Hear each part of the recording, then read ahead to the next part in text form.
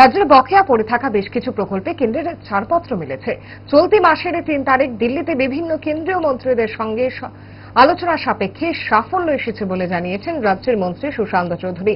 আজ মহাকর্ণের সংবাদ সম্মেলনে এই তথ্য দিয়েছেন মন্ত্রী জানিয়েছেন, রাজ্যের পর্যটন দপ্তরের বিকাশে মোট ১৫০ কোটি টাকার নতুন ৩টি প্রকল্প অনুমোদনের জন্য প্রয়োজনীয় সমস্ত নথি ওটিপি আর জমা করা হয়েছে কেন্দ্রীয় পর্যটন মন্ত্রকের দায়িত্বপ্রাপ্ত মন্ত্রী গজেন্দ্র সিং শেখাওয়াতের কাছে।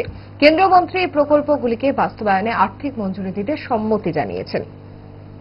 আমাদের যে চালু তার মধ্যে ৭০ কোটি টাকা একটা প্রস্তাব উত্তর জেলার জামপুইকে নিয়ে আমরা রেখেছি, যার মধ্যে বর্তমান যে ইডেন টুরিস্ট লজ, সেই ইডেন টুরিস্ট লজকে নতুনভাবে নির্মাণ করা, আমাদের অ্যাডভেঞ্চার ট্যুরিজমের ক্ষেত্রে sky walk, bungee jumping, cottage এগুলো তৈরি করা এবং অন্যান্য আনুষঙ্গিক যে সুযোগ সুবিধাগুলো পর্যটকদেরকে আকৃষ্ট করার জন্য সেগুলোকে যুক্ত করার জন্য আমরা টোটাল যে ৭০ কোটি টাকা দিয়ে আমরা পেশ করেছি মাননীয় কেন্দ্রীয় মন্ত্রীর সম্মুখে।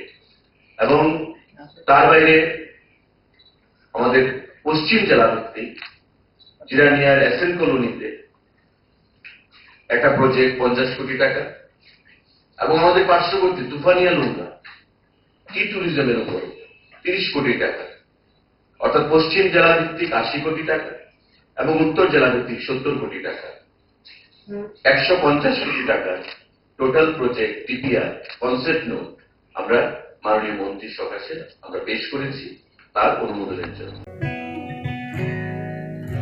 জুড়ে থাকে বাঁধন